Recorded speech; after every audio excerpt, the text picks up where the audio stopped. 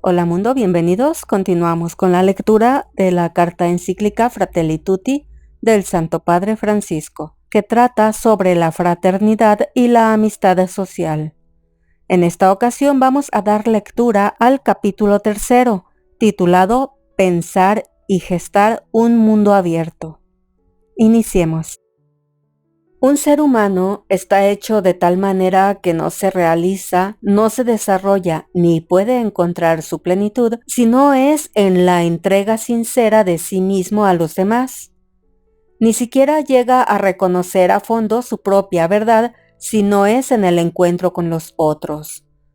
Solo me comunico realmente conmigo mismo en la medida en que me comunico con el otro. Esto explica ¿por qué nadie puede experimentar el valor de vivir sin rostros concretos a quienes amar? Aquí hay un secreto de la verdadera existencia humana, porque la vida subsiste donde hay vínculo, comunión, fraternidad, y es una vida más fuerte que la muerte cuando se construye sobre relaciones verdaderas y lazos de fidelidad. Por lo contrario, no hay vida cuando pretendemos pertenecer solo a nosotros mismos y vivir como islas. En estas actitudes prevalece la muerte. Más allá. Desde la intimidad de cada corazón, el amor crea vínculos y amplía la existencia cuando saca a la persona de sí misma hacia el otro. Hechos para el amor, hay en cada uno de nosotros una ley de éxtasis. Salir de sí mismo para hallar en otro un crecimiento de su ser. Por ello, en cualquier caso, el hombre tiene que llevar a cabo esta empresa, salir de sí mismo. Pero no puedo reducir mi vida a la relación con un pequeño grupo, ni siquiera a mi propia familia, porque es imposible entenderme sin un tejido más amplio de relaciones. No solo el actual, sino también el que me precede y el que me fue configurado a lo largo de mi vida. Mi relación con una persona que aprecio no puede ignorar que esa persona no vive solo por su relación conmigo, ni yo vivo solo por mi referencia a ella. Nuestra relación, si es sana y verdadera, nos abre a los otros que nos amplían y enriquecen. El más noble sentido social hoy fácilmente queda anulado detrás de intimismos egoístas con apariencia de relaciones intensas. En cambio, el amor que es auténtico, que ayuda a crecer, y las formas más nobles de la amistad, residen en corazones que se dejan completar. La pareja y el amigo son para abrir el corazón en círculos, para volvernos capaces de salir de nosotros mismos hasta acoger a todos. Los grupos cerrados y las parejas autorreferenciales que se construyen en un nosotros contra todo el mundo suelen ser formas idealizadas de egoísmo y de mera autopreservación. Por algo, muchas pequeñas poblaciones que sobrevivían en zonas desérticas desarrollaron una generosa capacidad de acogida ante los peregrinos que pasaban y acuñaron el sagrado deber de la hospitalidad. Lo vivieron también las comunidades monásticas medievales, como se advierte en la regla de San Benito. Aunque pudiera desestructurar el orden y el silencio de los monasterios, Benito reclamaba que a los pobres y peregrinos se les tratara con el máximo cuidado y solicitud. La hospitalidad es un modo concreto de no privarse de este desafío y de este don que es el encuentro con la humanidad más allá del propio grupo. Aquellas personas percibían que todos los valores que podían cultivar debían estar acompañados por esta capacidad de trascenderse en una apertura a los otros. El valor único del amor. Las personas pueden desarrollar algunas actitudes que presentan como valores morales, fortaleza, sobriedad, laboriosidad y otras virtudes. Pero para orientar adecuadamente los actos de las distintas virtudes morales, es necesario considerar también en qué medida estos realizan un dinamismo de apertura y unión hacia otras personas. Este dinamismo es la caridad que Dios infunde. De otro modo, quizás solo tendremos apariencia de virtudes que serán incapaces de construir la vida en común. Por ello, decía Santo Tomás de Aquino, citando a San Agustín, que la templanza de una persona avara ni siquiera es virtuosa. San Buenaventura, con otras palabras, explicaba que las otras virtudes, sin la caridad, estrictamente no cumplen los mandamientos como Dios los entiende. La altura espiritual de una vida humana está marcada por el amor, que es el criterio para la decisión definitiva sobre la valoración positiva o negativa de una vida humana. Sin embargo, hay creyentes que piensan que su grandeza está en la imposición de sus ideologías al resto, o de la defensa violenta de la verdad, o de grandes demostraciones de fortaleza. Todos los creyentes necesitamos reconocer esto. Lo primero es el amor. Lo que nunca debe de estar en riesgo es el amor. El mayor peligro es no amar. Ver 1 Corintios capítulo 13 versículos del 1 al 13. En un intento de precisar en qué consiste la experiencia de amar que Dios hace posible con su gracia, Santo Tomás de Aquino la explicaba con un movimiento que centra la atención en el otro, considerándolo como uno consigo. La atención afectiva que se presta al otro provoca una orientación a buscar su bien gratuitamente.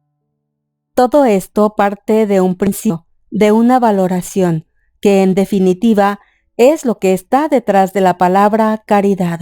El ser amado es caro para mí, es decir, es estimado como de alto valor, y del amor por el cual a uno le es grata la otra persona depende que le dé algo gratis. El amor implica entonces algo más que una serie de acciones benéficas. Las acciones brotan de una unión que inclina más y más hacia el otro, considerándolo valioso, digno, grato y bello, más allá de las apariencias físicas o morales. El amor al otro, por ser quien es, nos mueve a buscar lo mejor para su vida.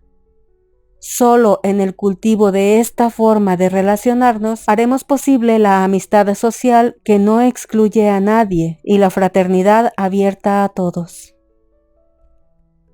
La creciente apertura del amor.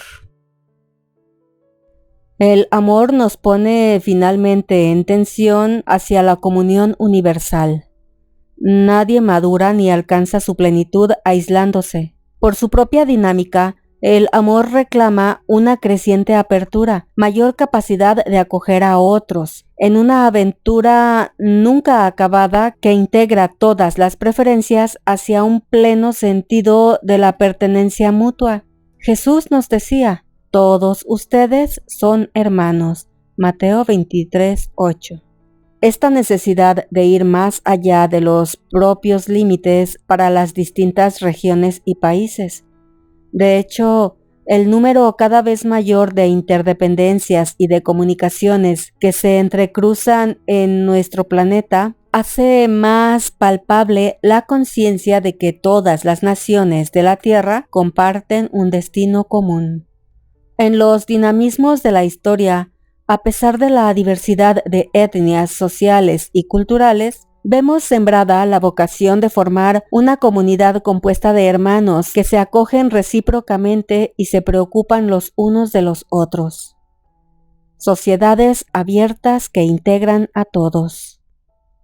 Hay preferencias que están cerca de nosotros, en el centro de una ciudad o en la propia familia. También hay un aspecto de la apertura universal del amor que no es geográfico sino existencial. Es la capacidad cotidiana de ampliar mi círculo, de llegar a aquellos que espontáneamente no siento parte de mi mundo de interés, aunque estén cerca de mí. Por otra parte, cada hermana y hermano que sufre, abandonado o ignorado por mi sociedad, es un forastero existencial aunque haya nacido en el mismo país. Puede ser un ciudadano con todos los papeles, pero lo hacen sentir como un extranjero en su propia tierra. El racismo es un virus que muta fácilmente, y en lugar de desaparecer se disimula, pero está siempre al acecho. Quiero recordar a esos exiliados ocultos que son tratados como cuerpos extraños en la sociedad. Muchas personas con discapacidad sienten que existen sin pertenecer y sin participar. Hay todavía mucho que les impide tener una ciudadanía plena. El objetivo no es solo cuidarlos, sino que participen activamente en la comunidad civil y eclesial. Es un camino exigente y también fatigoso, que contribuirá cada vez más a la formación de conciencias capaces de reconocer a cada individuo como una persona única e irrepetible. Igualmente, pienso en los ancianos, que también por su discapacidad a veces se sienten como una carga. Sin embargo, todos pueden dar una contribución singular al bien común a través de su biografía original. Me permito insistir, tengan el valor de dar voz a quienes son discriminados por su discapacidad, porque desgraciadamente en algunas naciones todavía hoy se duda en reconocerlos como personas de igual dignidad. Comprensiones inadecuadas de un amor universal. El amor que se extiende más allá de las fronteras tiene en su base lo que llamamos amistad social en cada ciudad o en cada país. Cuando es genuina, esta amistad social dentro de una sociedad es una condición de posibilidad de una verdadera apertura universal. No se trata del falso universalismo de quien necesita viajar constantemente porque no soporta ni ama a su propio pueblo. Quien mira a su pueblo con desprecio, establece en su propia sociedad categorías de primera o de segunda clase, de personas con más o menos dignidad y derechos. De esta manera niega que haya lugar para todos. Tampoco estoy proponiendo un universalismo autoritario y abstracto, digitado o planificado por algunos y presentado como un supuesto sueño en orden a homogeneizar, dominar y expoliar. Hay un modelo de globalización que conscientemente apunta a la uniformidad unidimensional y busca eliminar todas las diferencias y tradiciones en una búsqueda superficial de la unidad. Si una globalización pretende igualar a todos, como si fuera una esfera, esa globalización destruye la riqueza y la popularidad de cada persona y de cada pueblo. Ese falso sueño universalista termina quitando al mundo su variado colorido, su belleza y en definitiva su humanidad. Porque el futuro no es monocromático, sino que es posible si nos animamos a mirarlo en la variedad y en la diversidad de lo que cada uno puede aportar. ¿Cuánto necesita aprender nuestra familia humana a vivir juntos en armonía y paz, sin necesidad de que tengamos que ser todos igualitos? Trascender un mundo de socios. Retomemos ahora aquella parábola del buen samaritano que todavía tiene mucho para proponernos. Había un hombre herido en el camino. Los personajes que pasaban a su lado no se concentraban en este llamado interior a volverse cercanos, sino en su función, en el lugar social que ellos ocupaban, en una profesión relevante en la sociedad. Se sentían importantes para la sociedad del momento y su urgencia era el rol que les tocaba cumplir. El hombre herido y abandonado en el camino era una molestia para ese proyecto, una interrupción, y a su vez era alguien que no cumplía función alguna.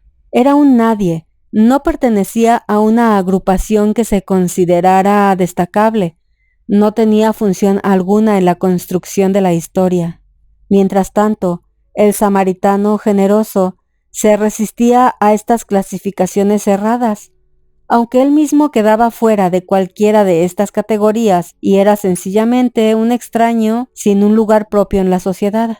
Así, libre de todo rótulo y estructura, fue capaz de interrumpir su viaje, de cambiar su proyecto, de estar disponible para abrirse a la sorpresa del hombre herido que lo necesitaba. ¿Qué reacción podría provocar hoy esa narración En un mundo donde aparecen constantemente y crecen grupos sociales que se aferran a una identidad que los separa del resto? ¿Cómo puede conmover a quienes tienden a organizarse de tal manera que se impida toda presencia extraña que pueda perturbar esa identidad y esa organización autoprotectora y autorreferencial? En este esquema queda excluida la posibilidad de volverse prójimo, y solo es posible ser prójimo de quien permita asegurar los beneficios personales. Así, la palabra prójimo pierde todo significado, y únicamente cobra sentido la palabra socio, el asociado por determinados intereses. Libertad, igualdad y fraternidad. La fraternidad no es solo resultado de condiciones de respeto a las libertades individuales, ni siquiera de cierta equidad administrada. Si bien son condiciones de posibilidad, no bastan para que ella surja como resultado necesario. La fraternidad tiene algo positivo que ofrecer a la libertad y a la igualdad. ¿Qué ocurre sin la fraternidad cultivada conscientemente, sin la voluntad política de la fraternidad, traducida en una educación para la fraternidad, para el diálogo, para el descubrimiento de la reciprocidad y el enriquecimiento mutuo como valores? Lo que sucede es que la libertad enflaquece, resultando así más una condición de soledad, de pura autonomía para pertenecer a alguien o a algo, o solo para poseer y disfrutar. Esto no agota en absoluto la riqueza de la libertad que está orientada sobre todo al amor. Tampoco la igualdad se logra definiendo en abstracto que todos los seres humanos son iguales, sino que es el resultado del cultivo consciente y pedagógico de la fraternidad. Los que únicamente son capaces de ser socios crean mundos cerrados. ¿Qué sentido tiene poder tener en este esquema esa persona que no pertenece al círculo de los socios y llega soñando con una vida mejor para sí y para su familia? El individualismo no nos hace más libres, más iguales, más hermanos. La mera suma de los intereses individuales no es capaz de generar un mundo mejor para toda la humanidad, ni siquiera puede preservarnos de tantos males que cada vez se vuelven más globales. Pero el individualismo radical es el virus más difícil de vencer. Engaña, nos hace creer que todo consiste en dar rienda suelta a las propias ambiciones, como si acumulando ambiciones y seguridades individuales pudiéramos construir el bien común. Amor universal que promueve a las personas. Hay un reconocimiento básico, esencial para caminar hacia la amistad social y la fraternidad universal.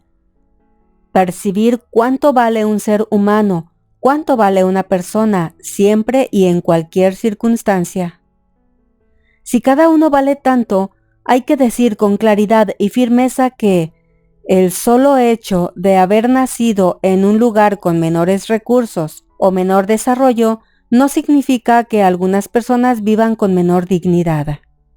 Esto es un principio elemental de la vida social que suele ser ignorado de distintas maneras por quienes sienten que no aporta a su cosmovisión o no sirve a sus fines. Todo ser humano tiene derecho a vivir con dignidad y a desarrollarse integralmente, y ese derecho básico no puede ser negado por ningún país. Lo tiene aunque sea poco eficiente, aunque haya nacido o crecido con limitaciones, porque eso no menoscaba su inmensa dignidad como persona humana, que no se fundamenta en las circunstancias, sino en el valor de su ser. Cuando este principio elemental no queda a salvo, no hay futuro ni para la fraternidad ni para la sobrevivencia de la humanidad. Hay sociedades que acogen parcialmente este principio. Aceptan que haya posibilidades para todos, pero sostienen que a partir de allí todo depende de cada uno. Desde esa perspectiva parcial no tendría sentido invertir para que los lentos, débiles o menos dotados puedan abrirse camino en la vida. Invertir a favor de los frágiles puede no ser rentable, puede implicar menor eficiencia. Exige un estado presente y activo, e instrucciones en la sociedad civil que vayan más allá de la libertad de los mecanismos eficientistas de determinados sistemas económicos, políticos o ideológicos, porque realmente se orientan en primer lugar a las personas y al bien común. Algunos nacen en familias de buena posición económica, reciben buena educación, crecen bien alimentados o poseen naturalmente capacidades destacadas. Ellos seguramente no necesitarán un estado activo y solo reclamarán libertad. Pero evidentemente no cabe la misma regla para una persona con discapacidad, para alguien que nació en un hogar extremadamente pobre, para alguien que creció con una educación de baja calidad y con escasas posibilidades de curar adecuadamente sus enfermedades. Si la sociedad se rige primeramente por los criterios de la libertad de mercado y de la eficiencia, no hay lugar para ellos, y la fraternidad será una expresión romántica nada más. El hecho es que una libertad económica solo declamada, pero donde las condiciones reales impiden que muchos puedan acceder realmente a ella, se convierte en un discurso contradictorio. Palabras como libertad, democracia o fraternidad se vacían de sentido. Porque el hecho es que mientras nuestro sistema económico y social produzca una sola víctima y haya una sola persona descartada, no habrá una fiesta de fraternidad universal. Una sociedad humana y fraterna es capaz de preocuparse para garantizar de modo eficiente y estable que todos sean acompañados en el recorrido de sus vidas, no solo para asegurar sus necesidades básicas, sino para que puedan dar lo mejor de sí, aunque su rendimiento no sea el mejor, aunque vayan lento, aunque su eficiencia sea poco destacada. La persona humana, con sus derechos inalienables, está naturalmente abierta a los vínculos. En su propia raíz reside el llamado a trascenderse a sí misma en el encuentro con otros. Por eso, es necesario prestar atención para no caer en algunos errores que puedan nacer de una mala comprensión de los derechos humanos y de un paradójico mal uso de los mismos. Existe hoy, en efecto, la tendencia de hacer una reivindicación siempre más amplia de los derechos individuales.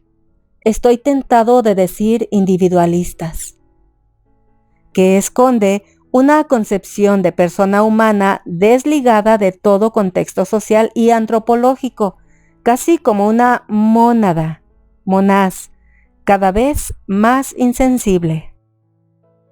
Si el derecho de cada uno no está armónicamente ordenado al bien más grande, termina por concebirse sin limitaciones y, consecuentemente, se transforma en fuente de conflictos y de violencias. Promover el bien moral.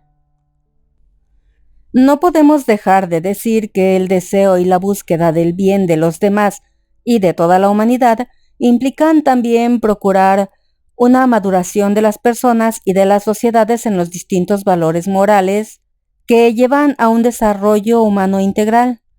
En el Nuevo Testamento se menciona un fruto del Espíritu Santo, Gálatas 5:22, expresado con la palabra griega agasosune.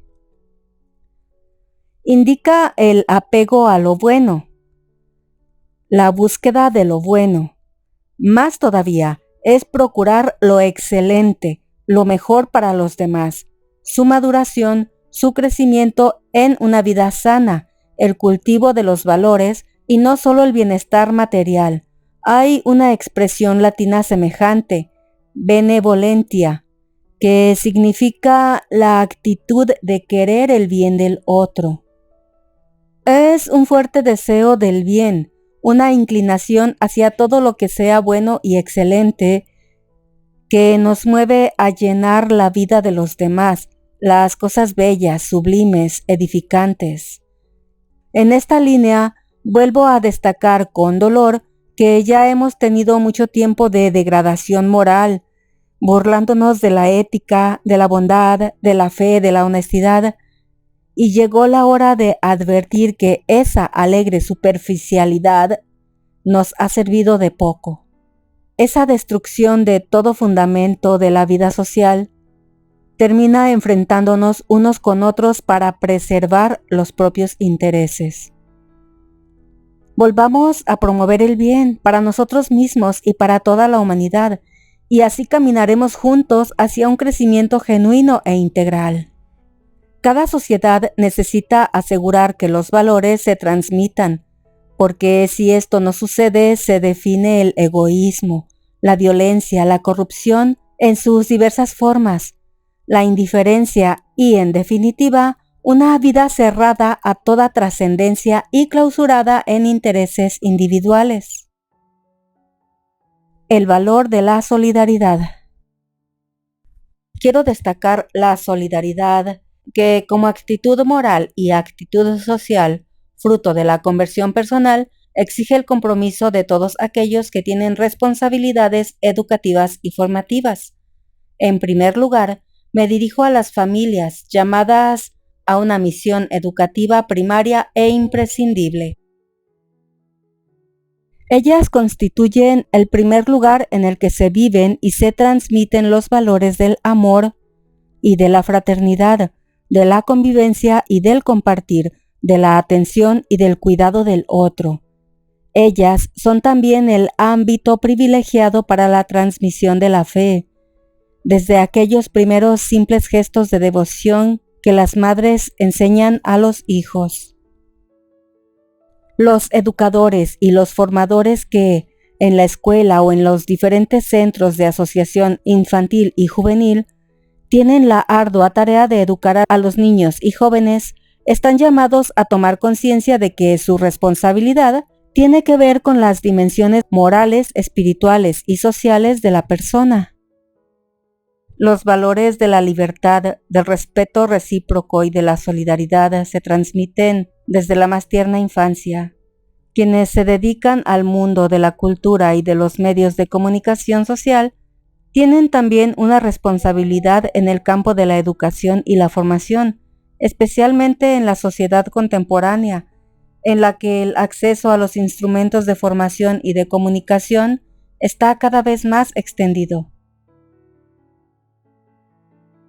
En estos momentos donde todo parece diluirse y perder consistencia, nos hace bien apelar a la solidez que surge de sabernos responsables de la fragilidad de los demás buscando un destino común. La solidaridad se expresa concretamente en el servicio que puede asumir formas muy diversas de hacerse cargo de los demás. El servicio es, en gran parte, cuidar la fragilidad. Servir significa cuidar a los frágiles de nuestras familias, de nuestra sociedad, de nuestro pueblo. Y en esta tarea cada uno es capaz de dejar de lado sus búsquedas, afanes, deseos de omnipotencia ante la mirada concreta de los más frágiles. El servicio siempre mira el rostro del hermano, toca su carne, siente su proximidad y hasta en algunos casos la padece y busca la promoción del hermano. Por eso nunca el servicio es ideológico, ya que no se sirve a ideas, sino que se sirve a personas. Los últimos en general practican esa solidaridad tan especial que existe entre los que sufren, entre los pobres, y que nuestra civilización parece haber olvidado o al menos tiene muchas ganas de olvidar. Solidaridad es una palabra que no cae bien siempre. Yo diría que algunas veces la hemos transformado en una mala palabra. No se puede decir, pero es una palabra que expresa mucho más que algunos actos de generosidad esporádicos. Es pensar y actuar en términos de comunidad, de prioridad de la vida de todos sobre la apropiación de los bienes por parte de algunos. También es luchar contra las causas estructurales de la pobreza, la desigualdad, la falta de trabajo, de tierra y de vivienda, la negación de los derechos sociales y laborales.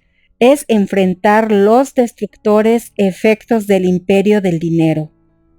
La solidaridad, entendida en su sentido más hondo, es un modo de hacer historia, y eso es lo que hacen los movimientos populares. Cuando hablamos de cuidar la casa común que es el planeta, acudimos a ese mínimo de conciencia universal y de preocupación por el cuidado mutuo que todavía puede quedar en las personas. Porque si alguien tiene agua de sobra y sin embargo la cuida pensando en la humanidad, es porque ha logrado una altura moral que le permite trascenderse a sí mismo y a su grupo de pertenencia. Eso es maravillosamente humano. Esta misma actitud es la que se requiere para reconocer los derechos de todo ser humano, aunque haya nacido más allá de las propias fronteras. Reproponer la función social de la propiedad. El mundo existe para todos porque todos los seres humanos nacemos en esta tierra con la misma dignidad. Las diferencias de color, religión, capacidades, lugar de nacimiento, lugar de residencia y tantas otras que pueden anteponerse o utilizarse para justificar los privilegios de unos sobre los derechos de todos. Por consiguiente, como comunidad estamos conminados a garantizar que cada persona viva con dignidad y tenga oportunidades adecuadas a su desarrollo integral. En los primeros siglos de la fe cristiana, varios sabios desarrollaron un sentido universal en su reflexión sobre el destino común de los bienes creados. Esto llevaba a pensar que si alguien no tiene lo suficiente para vivir con dignidad, se debe a que otro se lo está quedando. Lo resume San Juan Crisóstomo al decir que no compartir con los pobres los propios bienes es robarles y quitarles la vida. No son nuestros los bienes que tenemos, sino suyos. O bien, en palabras de San Gregorio Magno, cuando damos a los pobres las cosas indispensables, no les damos nuestras cosas, sino que les devolvemos lo que es suyo.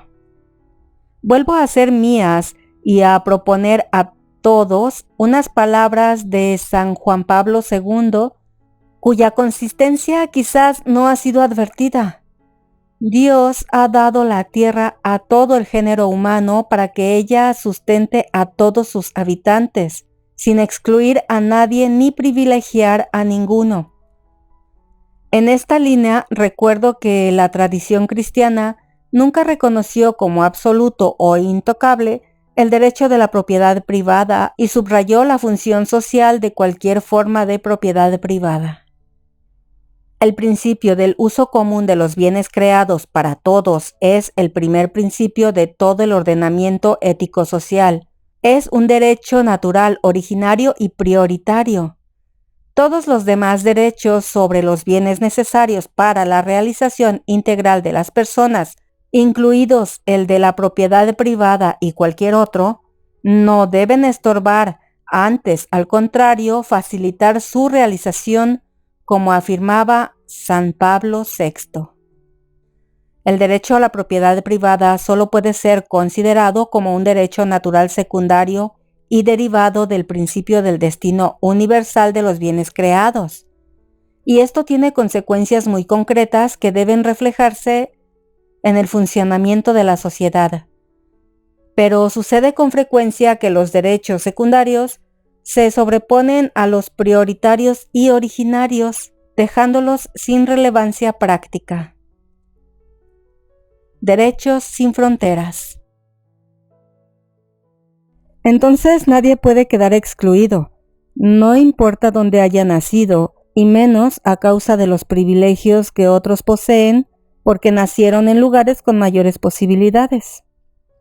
Los límites y las fronteras de los estados no pueden impedir que esto se cumpla. Así como es inaceptable que alguien tenga menos derechos por ser mujer, Es igualmente inaceptable que el lugar de nacimiento o de residencia ya de por sí determine menores posibilidades de vida digna y de desarrollo. El desarrollo no debe orientarse a la acumulación creciente de unos pocos, sino que tiene que asegurar los derechos humanos, personales y sociales, económicos y políticos, incluidos los derechos de las naciones y de los pueblos. El derecho de algunos a la libertad de empresa o de mercado no puede estar por encima de los derechos de los pueblos, ni de la dignidad de los pobres, ni tampoco del respeto al medio ambiente, puesto que quien se apropia algo es solo para administrarlo en bien de todos. Es verdad que la actividad de los empresarios es una noble vocación orientada a producir riqueza y a mejorar el mundo para todos. Dios nos promueve, espera que desarrollemos las capacidades que nos dio y llenó el universo de potencialidades. En sus designios, cada hombre está llamado a promover su propio progreso, y esto incluye fomentar las capacidades económicas y tecnológicas para hacer crecer los bienes y aumentar la riqueza. Pero en todo caso, estas capacidades de los empresarios, que son un don de Dios, tendrían que orientarse claramente al desarrollo de las demás personas y a la superación de la miseria, especialmente a través de la creación de fuentes de trabajo diversificadas. Siempre junto al derecho de propiedad privada está el más importante y anterior principio de la subordinación de toda propiedad privada al destino universal de los bienes de la tierra y por lo tanto el derecho de todos a su uso. Derechos de los pueblos. La convicción del destino común de los bienes de la tierra hoy requiere que se aplique también a los países, a sus territorios y a sus posibilidades. Si lo miramos no solo desde la legitimidad de la propiedad privada y de los derechos de los ciudadanos de una determinada nación, sino también desde el primer principio del destino común de los bienes, entonces podemos decir que cada país es asimismo del extranjero en cuanto los bienes de un territorio no deben ser negados a una persona necesitada que provenga de otro lugar, porque como enseñaron los obispos de los Estados Unidos, hay derechos fundamentales que preceden a cualquier sociedad porque emanan de la dignidad otorgada a cada persona en cuanto creada por Dios. Esto supone además otra manera de entender las relaciones y el intercambio entre países. Si toda persona tiene una dignidad inalienable, si todo ser humano es mi hermano o mi hermana, y si en realidad el mundo es de todos, no importa si alguien ha nacido aquí o si vive fuera de los límites del propio país. También mi nación es corresponsable de su desarrollo, aunque pueda cumplir esta responsabilidad de diversas maneras, acogiéndolo de manera generosa cuando lo necesite imperiosamente, promoviéndolo en su propia tierra, no usufructuando ni vaciando de recursos naturales a países enteros, propiciando sistemas corruptos que impiden el desarrollo digno de los pueblos. Esto que vale para las naciones se aplica a las distintas regiones de cada país, entre las que suele haber grandes inequidades. Pero la incapacidad de reconocer la igual dignidad humana a veces lleva a que las regiones más desarrolladas de algunos países sueñen con liberarse del lastre de las regiones más pobres para aumentar todavía más su nivel de consumo. Hablamos de una nueva red en las relaciones internacionales, porque no hay modo de resolver los graves problemas del mundo pensando solo en formas de ayuda mutua entre individuos o pequeños grupos. Recordemos que la inequidad no afecta solo a individuos, sino a países enteros y obliga a pensar en una ética de las relaciones internacionales. Y la justicia exige reconocer y respetar no solo los derechos individuales, sino también los derechos sociales y los derechos de los pueblos. Lo que estamos diciendo implica asegurar el derecho fundamental de los pueblos a la subsistencia y al progreso, que se ve fuertemente dificultado por la presión que origina la deuda externa. El pago de la deuda en muchas ocasiones no solo no favorece el desarrollo, sino que lo limita y lo condiciona fuertemente. Si bien se mantiene el principio de que toda deuda legítimamente adquirida debe ser saldada, el modo de cumplir este deber que muchos países pobres tienen con los países ricos no debe llegar a comprometer su subsistencia y su crecimiento. Sin dudas, se trata de otra lógica. Si no se intenta entrar en esa lógica, mis palabras sonarán a fantasía. Pero si se acepta el gran principio de los derechos que brotan del solo hecho de poseer la inalienable dignidad humana, es posible aceptar el desafío de soñar y pensar en otra humanidad. Es posible anhelar un planeta que asegure tierra, techo y trabajo para todos. Este es el verdadero camino de la paz, y no la estrategia carente de sentido y corta de miras de sembrar temor y desconfianza ante amenazas externas, porque la paz real y duradera solo es posible desde una ética global de solidaridad y cooperación al servicio de un futuro plasmado por la interdependencia y la corresponsabilidad entre toda la familia humana. Hemos llegado al final de la lectura del capítulo 3 titulado Pensar y gestionar un mundo abierto. En el siguiente video vamos a dar lectura al capítulo 4 titulado Un corazón abierto al mundo entero. Muchas gracias a todos por acompañarme. Sigamos aprendiendo y leyendo juntos y hasta la próxima.